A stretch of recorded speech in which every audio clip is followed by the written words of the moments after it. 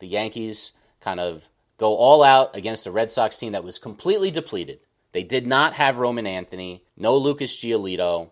They couldn't turn us around lefty with Giolito, so they put in some younger guys. They tried lefties, and they just didn't have the roster. Marcelo Mayer didn't make it to the end of the season. That guy, unfortunately, has been hurt a lot in his young career. He's another one of their big pieces for the future. This is just not the year for the Red Sox, yet they took the Yankees to the brink. The Yankees didn't show up for this series. They went to Toronto, same record as them in the regular season, lose the tiebreaker, so they lose the AL East, and they just get the doors absolutely blown off of them, 10-1. It wasn't even competitive. And then in the second game, before they get any hits, they get no hit by a rookie that no one's seen. What do you have, 3 starts before this in Major League Baseball? He started in A-ball. He was an A-ball guy. And I was reading, like the Blue Jays used him as their surprise. He's their, little ace up their sleeve. Okay, that's great. You have an A-ball pitcher that's, rose through the minors, who obviously has great stuff. But it's amazing to use him in Game 2. This is not a team with a great pitching staff. Yet they bombarded the Yankees with great pitching in the first 2 games. And Vladimir Guerrero Jr. does very well against the Yankees. And he's for real. I don't know where you throw it to that guy where he's locked in like this. Not just him, but their lineup as a whole. Kirk, you got Varsho. It's crazy. And it's always it's interesting to see that they always, pitching outdoes good hitting. But right now, it's kind of the opposite. I mean, the Yankees giving up 23 runs. That's never happened before. You've got Aaron Judge, who everybody, knows is great. But what's happening to everybody else? Belly's the only one with the homer, and he's, on a bad wheel. And nobody else has really stepped up. You can't expect one guy to get you to the World Series. Everybody's kind of got to play their part and do it. And Derek came out and kind of said the same thing. It's like, who needs to step up? And he just went throughout the entire roster. And he's 100% right. And, this kind of goes back to what we talked about before, where, they always want to blame, Cash and Boone and all those guys. But, when you've got Judge, who is obviously the guy that's got 4 hits, but nobody else has more than 2, and we've only got 1 home run, that's been our MO all year of winning games. But we saw, obviously in Division Series, we didn't need to hit home runs to score runs and did it in a different way. But now when you come out and, Yesavage and doing what he's done, they've never faced me before. He's never faced them. So it's kind of a catch-22. You don't really know what to expect. And that was the highest swing and miss percentage the Yankees had all year, 58.1%. And he has the highest arm slot other than Justin Verlander, but he's 2 inches taller than him. And then you got Vladdy, who is more so coming into his own and becoming that dude, right? And it talks about the articles that have come out about how he's always wanted to be here, his dad and all those things where, he's kind of just putting it together. And we're not even talking about the guy that, was the hits leader for a long time in Bichette, not even on the roster. And so you got guys that are literally, stepping up and doing the things that they need to do with, some decent pitching. And, you didn't expect these young guys to do what they've done on both sides. And then obviously Kevin Gossman, it's, just the splitter there. And then you got to face another splitter. And then it's like they're trying to piece their bullpen together as well. So it's not what I would have expected in those first 2 games for sure, especially with the runs. And then everybody's like, well, they fought and clawed back, right? Well, yeah, it was already out of hand at that point, if you ask me. But they're a different road team than they are a home team. Chips in a chair, right? They're not out of it. They can't lose tonight because they don't have a game. So I think it's going to be one of those things where we just kind of have to take it an inning at a time. And, it's going to be tough, but you're going to have to scratch and claw, and somebody's going to have to step up. There's going to have to be a big hit that, they talked about Stanton having basically the knock in the face kind of talk. If you've got to punch me in the face right now to get me going in the division series in the postseason in October, then I don't know where we missed. I wasn't a big fan of meetings anyways because, really, what are we doing? Unless something, catastrophic and, hey, we need to just sit down, chill. We've just lost 18 in a row, certain things like that. But we are in October. We've been grinding. We know what our team is. What is a, win or go home talk? What does that even do? We get it, man. If I need to be, talked to and, kicked in the rear end, then I shouldn't even be in this position anyway. So are they going to have it? I would venture to say there's probably a talk of, hey, we're still in it. We're a great team.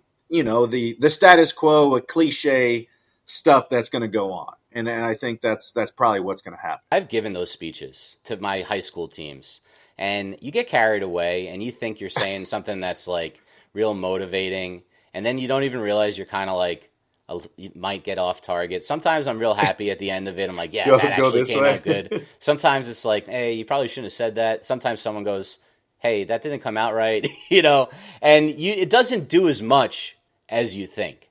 Like you can only, like with kids, you can try to get them focused and pumped up about themselves, and I try to do that. But with professionals, Joba, Giancarlo Stanton obviously carries a lot of weight because he's a physical freak of nature, and he's been in this game and has accomplished so much in this game. So he's going to carry that weight. But talk is cheap, man. Like, you got to do it yourself. If you're not intrinsically motivated at this point in your career, like, for example, like an Anthony Rendon, who's apparently more motivated to play golf and act like he's hurt all the time than do anything, does not collect care. checks, doesn't care at all. I honestly forgot that name until you brought it. I was like, man, like people go to prison for less than that, bro. 9 figures that he's taken from them. And I honestly don't think he's in any hurry. No. To get back. It's like the Paul George like hangnail injuries that I think he has. I personally thought like the momentum of game 3 and getting that start from Cam would kind of like push us into it with only that basically travel day and then them being kind of stagnant for a week. I thought that would kind of be in the favor of the Yankees, but the numbers have been wishy-washy where I don't think it really matters. My problem is, why are the Yankees still making the same mistakes they've made all season? Luke Weaver comes into game 1 in a tight spot and can't get a single guy out. The same way he couldn't get a single guy out in the Red Sox series. Don't you think that's a guy that you put in when we're down 10-1, not when we're trying to keep it close? I don't understand some of those decisions with the pen. It's the same type of decision that he made with Devin Williams earlier in the season, putting him out there in those spots. And guess what? If we won one more of those games than we lost with the Devin Williams blowing it, we would have had home field. And the Blue Jays would have had to use up their Yesavage experiment in the wild card, and we would have been able to be all set up for them. And maybe Luke Weaver could have had some time to work out his tipping of the pitches that he's trying to get back in his rhythm, which apparently is the issue with him. I mean, Job, you tell me.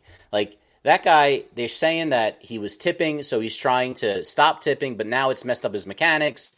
I mean, he seems like there's no chance in him getting this right before next season. It's weird too because there was an article on it today or it might have been the other day, where it was talking about how this is where I think sometimes paralysis by analysis comes in, because they were talking about you're the most watched with iPads and the angles and all the cameras and stuff. Well, they can know what pitches. I mean, they still got to hit it. It comes down to executing, and it comes down to, I could tell you exactly that it's a fastball. That doesn't necessarily mean you're going to hit it. So I think for him too, and we've kind of seen this, and you kind of touched on it. There's been a little bit of like it feels like the same of what they did with Devin Williams, like you said, like try to let him figure it out in these but that's early in the season, and like you said, people are like, why the season is too long? But we're talking about something early in the season that affects this whole season, right? Where we are like, well, if they would have not,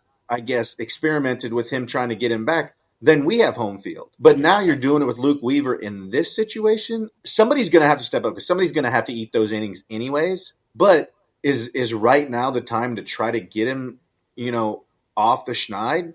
I don't think so. You can get him in innings where it's not high leverage, and Boone came out and said that they're still going to use him in high leverage. It's tough to be able to do it and try to regain your confidence, and obviously he knows he's good enough. He's done it. But when you're grinding and then it's magnified by 5,000 because it is the playoffs and you haven't done anything, it's a little bit different than Devin Williams in April and May, right? Where it's like, okay, I can grind through this and but now it's like, well, this wears on me for the whole thing, and now I've got to try and recalibrate, however you want to word it, what my delivery is, because now everybody's saying they have every pitch. So it's tough. I mean, it's tough when they don't know what it is, because these guys are great. But now you're literally like, probably, I would say, overthinking everything. It's like, well, okay, now my pinky's out. Now are you focused on executing and being committed to the pitch, or about, okay, my front shoulder's closed, or hey, my toe is angled. Like there's so many things now you worried about it where you forget you still got to throw it over the plate no matter if they know it or not.